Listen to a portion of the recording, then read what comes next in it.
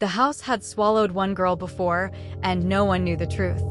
Her sister had walked through these gates full of hope, promising herself she would survive. She never did. The death was ruled an accident. A fall. A mistake. No blame. Money changed hands, signatures signed, and the world moved on. But the new maid, the sister's shadow in disguise, remembered everything. She remembered her sister's voice on the last call, trembling, cut off mid-sentence, as if the words themselves had been dangerous.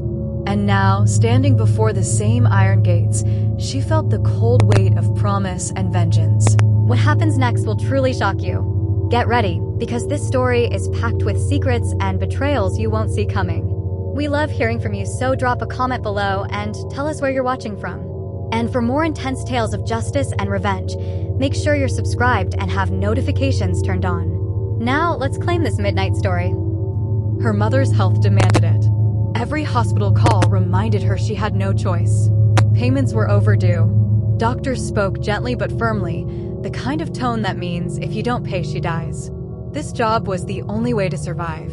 It was also the only way to make the family pay for what they had done. The interview was brief. The wife didn't look up from her phone. "You will clean, cook, and stay out of the way," she said flatly, voice flat as a wall. The husband leaned back in his chair, studying her face as though she were a piece of furniture. "You look quiet," he said, and his smile lingered far too long. The son, perched nearby, tilted his head, smiling. "She won't be a problem," he said. The maid lowered her eyes. "I work hard," she whispered, hiding the storm brewing inside her chest. No one suspected she carried the same blood as the girl who had died here years ago. From day one, the rules of the house wrapped around her like chains. The husband corrected every minor mistake with calm authority.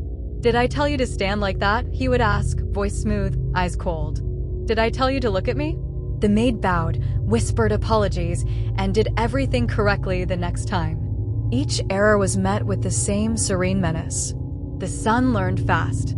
He mirrored the father's behavior, testing boundaries, watching for reactions. He blocked doorways. He whispered dangerous questions. He smiled when she flinched. The wife saw it all but said nothing. Silence, she knew, was worth more than truth in this house. The abuse lived in the small things, creeping in like water under a door. Hands lingering just too long. Words spoken softly but carrying weight. The power to destroy was always implied, never shouted. And one night, it escalated. The maid had been cleaning the study late, polishing shelves under the dim light, when the husband entered without knocking. He closed the door slowly, deliberately. "You missed a spot," he said, voice calm, like stating a fact. She stepped forward to correct it, heart hammering. He stood behind her, close enough that she felt the heat of his body. "You know," he said quietly, "girls like you should be grateful. Do you know how many people would kill for this job?" She swallowed and whispered, "Yes, sir," trying to edge away. He didn't move. "You don't look at me when I speak," he said, his tone dangerously soft. She turned, forced herself to meet his gaze. His eyes were cold, amused, almost playful. "The last girl who worked here thought she could leave," he said casually, and her stomach dropped. She swallowed again, forcing herself to steady her hands. "Please," she said, voice shaking. "No one will believe you," he whispered. They didn't believe her either. When the door finally opened and he stepped back, he smiled as if nothing had happened. "Finish your work," he said. "And don't forget who pays for your mother's treatment." The son followed soon after, testing her boundaries further. He came into her room pretending to look for something, sitting where he shouldn't, leaning in closer than necessary. "You scared?" he asked one afternoon, laughing when her body tensed. "You should be. My dad says you won't talk." "He's right, isn't he?" Every step she took away, he mirrored with a grin, enjoying the fear he inherited. She called the hospital at night, whispering to nurses, "Please, I'll pay." "I promise," her words trembling. "We need the money," they replied, and she pressed the phone against her chest to still her racing heart. She sent every paycheck home. She ate little, slept less, moved through the house like a shadow, unnoticed, underestimated, a perfect victim. But she was not a victim. She memorized schedules, recorded patterns, noted which doors were never locked, which windows hid cameras. She listened to the late-night calls, the hushed names, the deals that should never see light. She studied the security system and discovered backups, old footage, audio logs.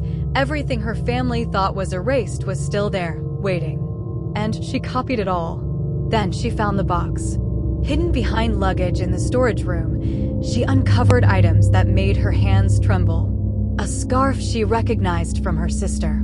A phone cracked with unread messages. Folded papers with names, dates, payments, other maids, other silences, other erased lives. Her sister hadn't fallen by accident. The house had taken her. And now she would make it pay. The first move was small. An anonymous tip, carefully crafted. Evidence attached. Not everything, just enough. The son was questioned and he laughed, believing himself untouchable. Then the police came. The son was taken away in handcuffs, screaming, "It's not my fault. He taught me everything." The husband's face turned pale. The wife screamed. The maid stood quietly in the corner. She had not revealed her identity. The family believed she was just another maid. They did not know who she truly was. They could not guess that the sister they had killed had returned, disguised, calculating, waiting. Her phone vibrated. A message she had been anticipating. Proof that the son was already talking. The game was far from over. And the secret she hidden in plain sight would be the final weapon. The house had devoured one girl. It had no idea another had returned. And the next move would destroy them all.